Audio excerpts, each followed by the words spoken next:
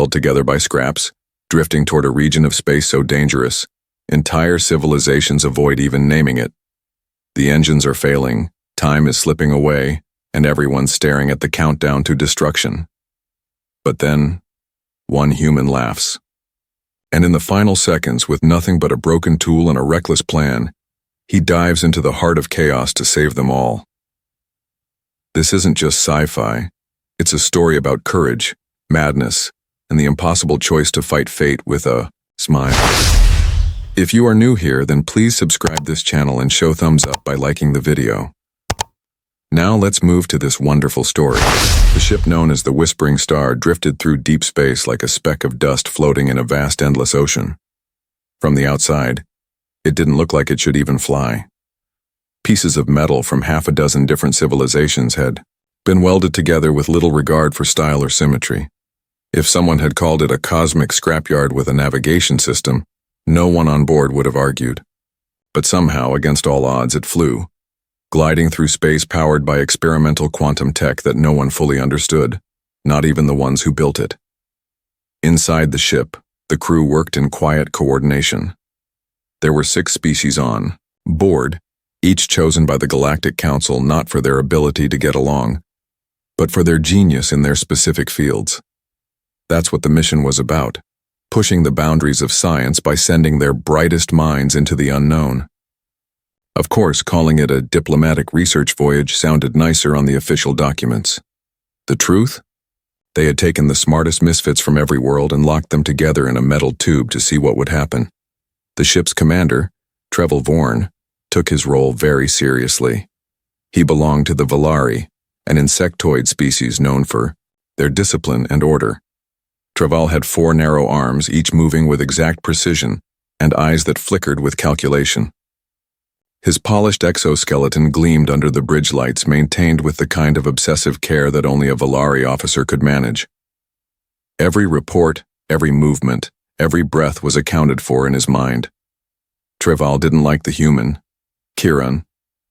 Voss, the only human aboard, didn't seem to take anything seriously. He was an engineer, officially. Unofficially, a source of headaches for the entire command structure.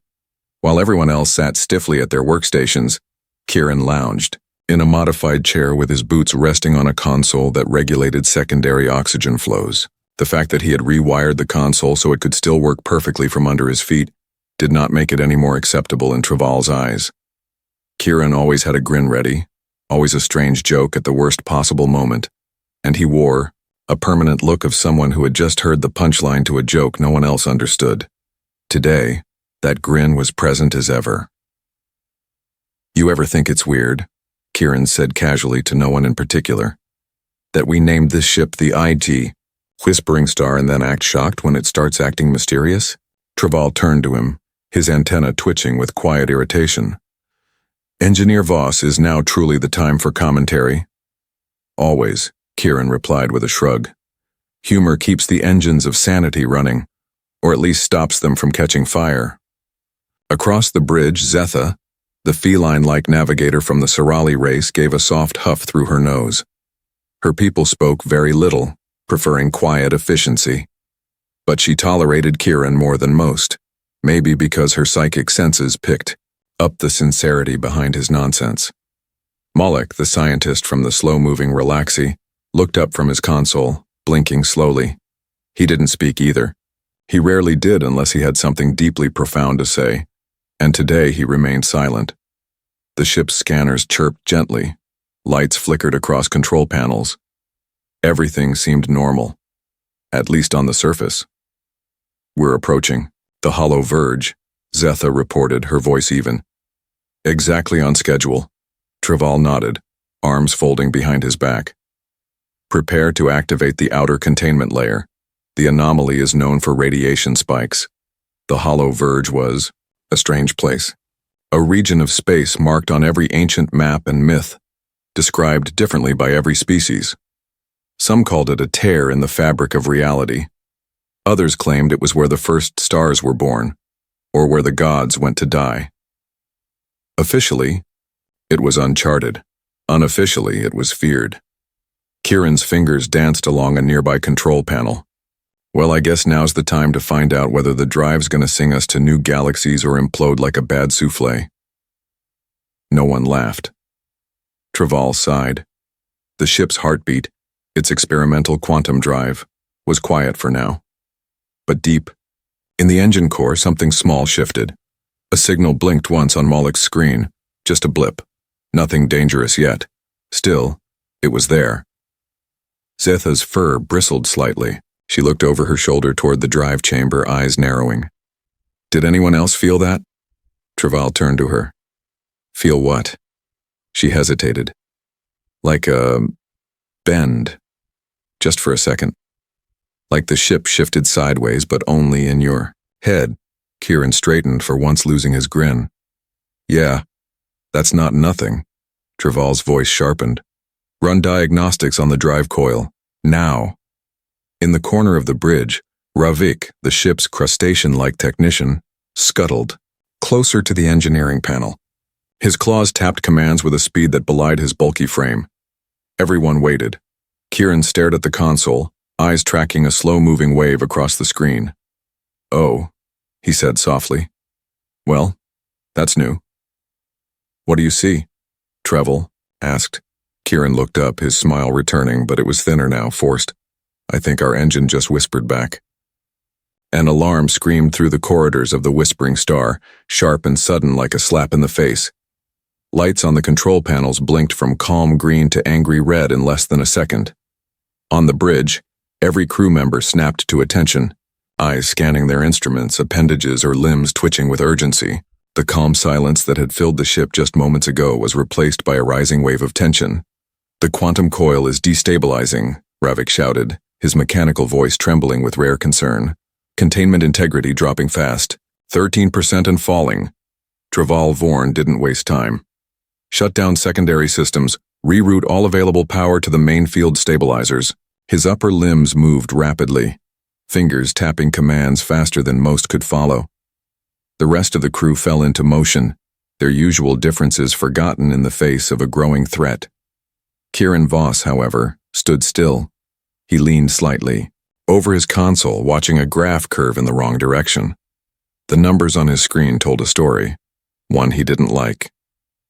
At first glance, it looked like the drive had about 14 minutes before total collapse. But Kieran had seen enough. Systems failed to trust his instincts over simple readouts. His fingers moved quickly, calling up deeper calculations. Then he saw it. Hidden under layers of code and noise was a second signal, subtle but clear. The true collapse would happen in 10 minutes, not 14. Kieran turned toward Traval, but didn't speak yet. He was still thinking, calculating. His mind was already 10 steps ahead, searching for options. The bridge crew around him worked in quiet panic, systems responding slower than usual, power levels dropping 1% at a time. It was like trying to fix a leaking dam with chewing gum and hope. Moloch reported from the science station. Energy spike detected within the coil's resonance chamber. Probable cause: unstable quantum feedback loop. Zetha's voice came. Next. Containment field integrity at 10%. We are approaching critical levels.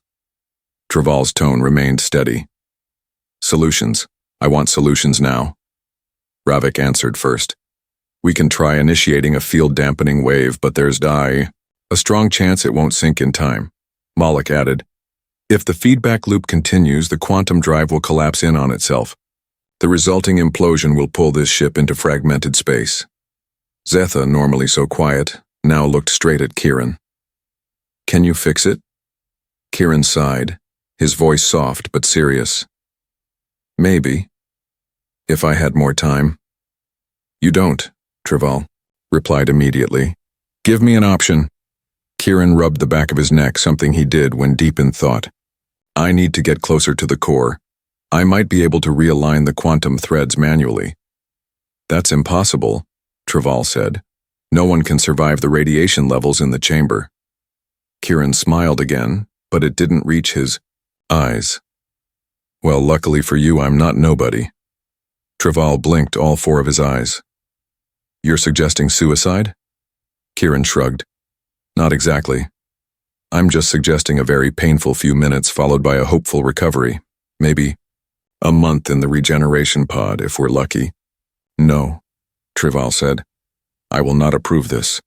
There must be another way. There isn't, Kieran said, his voice more serious than anyone had ever heard it. We're not talking about statistics anymore. We're talking about 10 minutes until this ship becomes the most advanced piece of floating junk in the galaxy. I can do this. I have to do this. The crew looked at one another. No one spoke.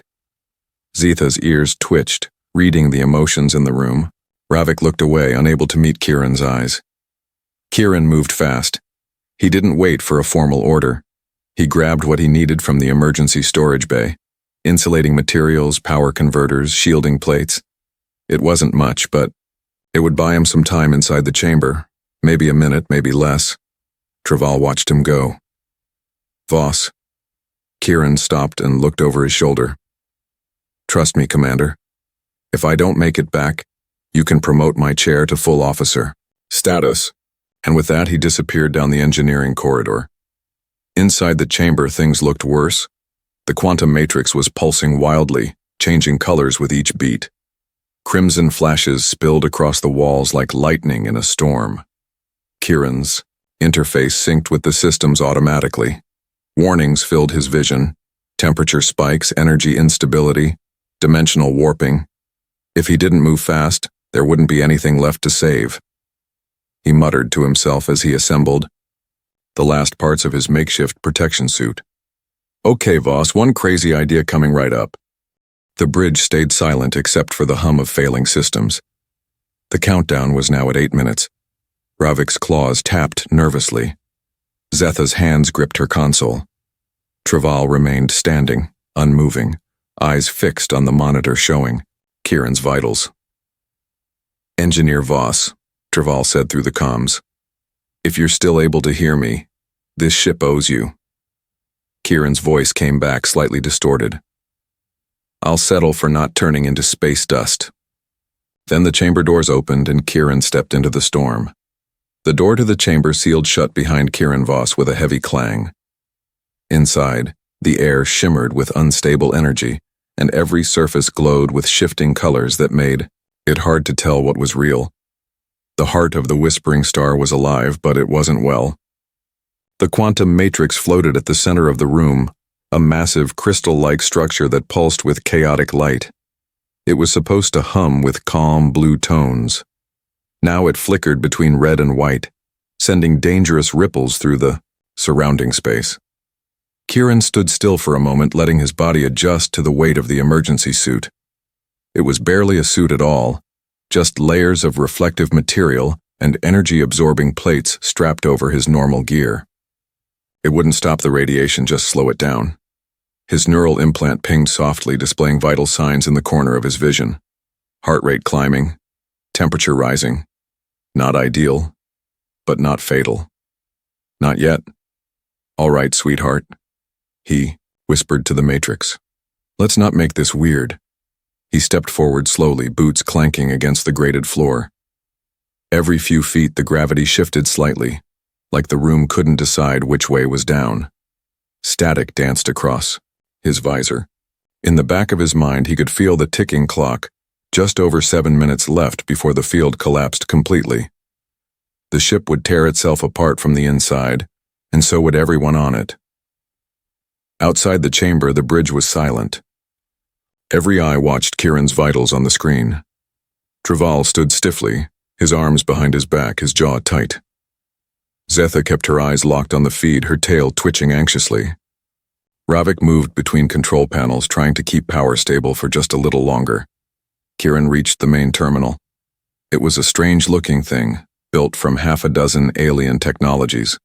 Symbols from different worlds scrolled across it. None of them meant to work together. But somehow they did. His fingers moved quickly, tapping through layers of commands. The Matrix's energy patterns appeared in front of him like a living map, glowing and shaking with unstable data. The problem was clearer now. The resonance, threads, the invisible forces that held the Matrix in sync were drifting. Normally, the computer could correct them, but something had gone wrong in the synchronization. The computer was blind to the changes, correcting the wrong things and making the real issue worse.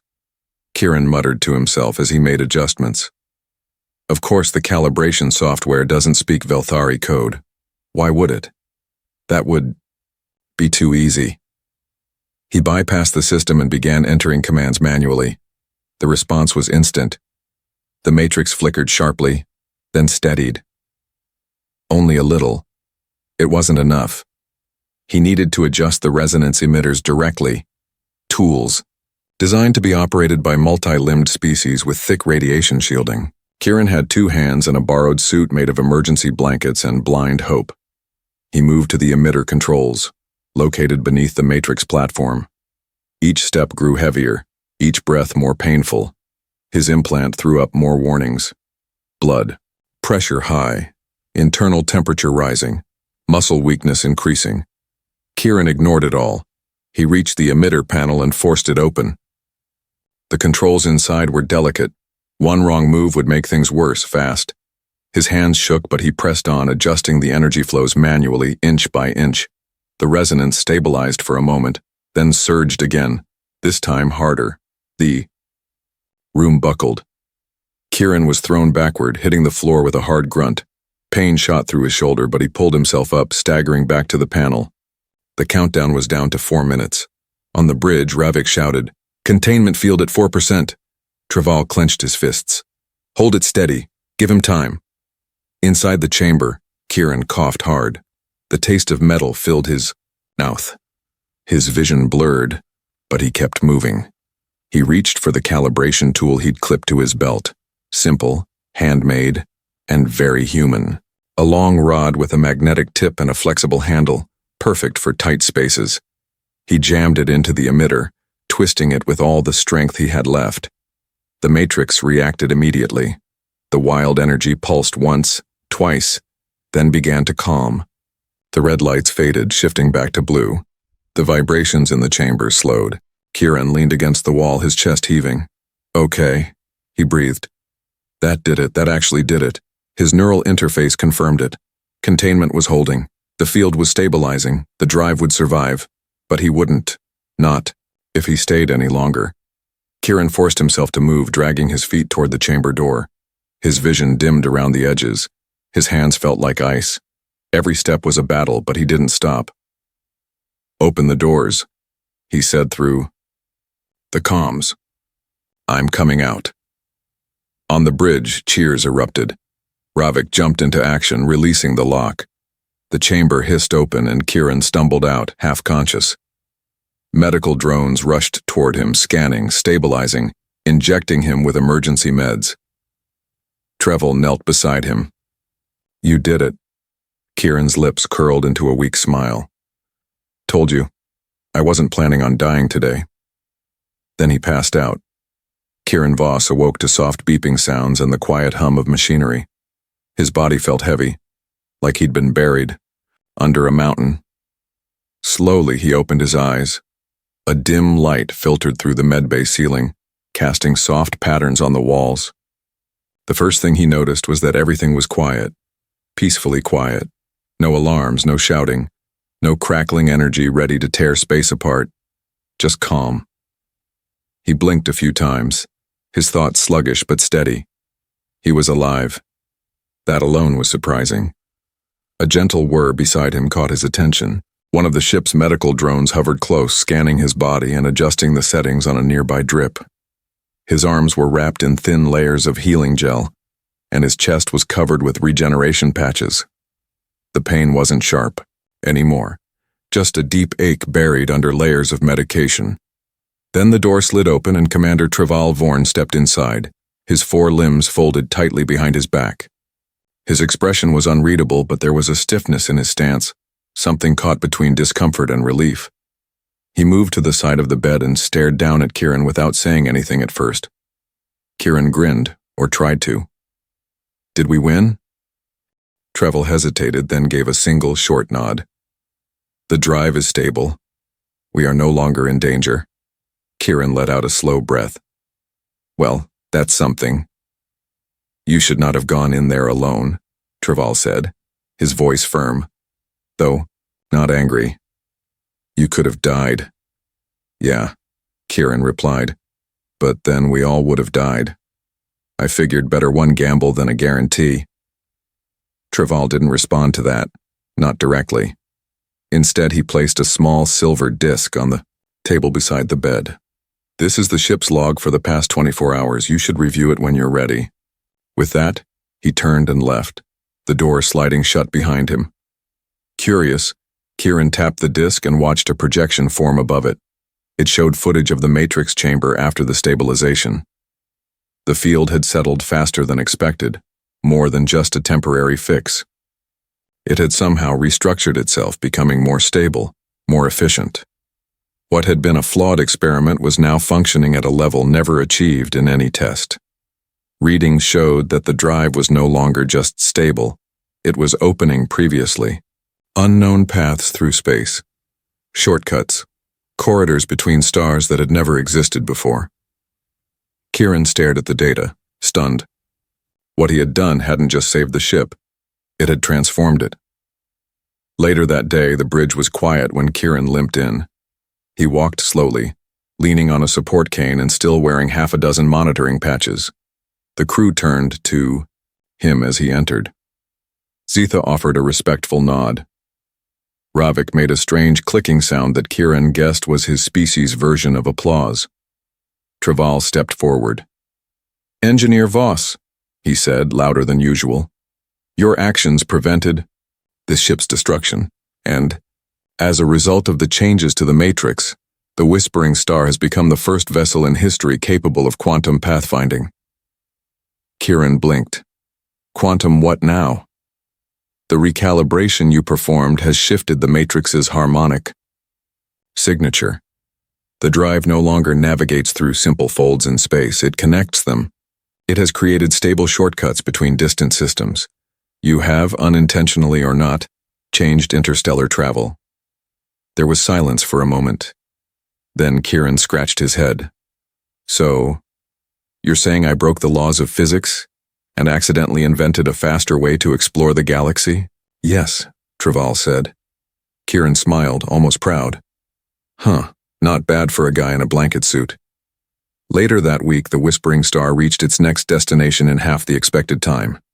The new path, invisible before, had led them straight to a system thought unreachable. The entire galaxy would be talking about it within days. The crew voted to name the route Voss Line. Kieran tried to protest, but Treval silenced him with a rare gesture of approval. "It is appropriate," the commander said. "You risked your life, you saved ours, and you unlocked a future no one saw coming." That night, as Kieran rested once more in the medbay, he stared out a small window near his bed. The stars outside shimmered in quiet waves, and the ship glided forward through the strange and beautiful lanes of space he had helped reveal. He thought about how it had all started, with a joke, a broken engine, and a little bit of madness. He chuckled to himself. "Next time I'm naming the ship Sensible Journey. Maybe we'll get lucky and have a boring mission." But even he knew better. With a ship like this, a crew like theirs, and paths yet undiscovered, boring wasn't in the cards, and honestly, he wouldn't have it any other way.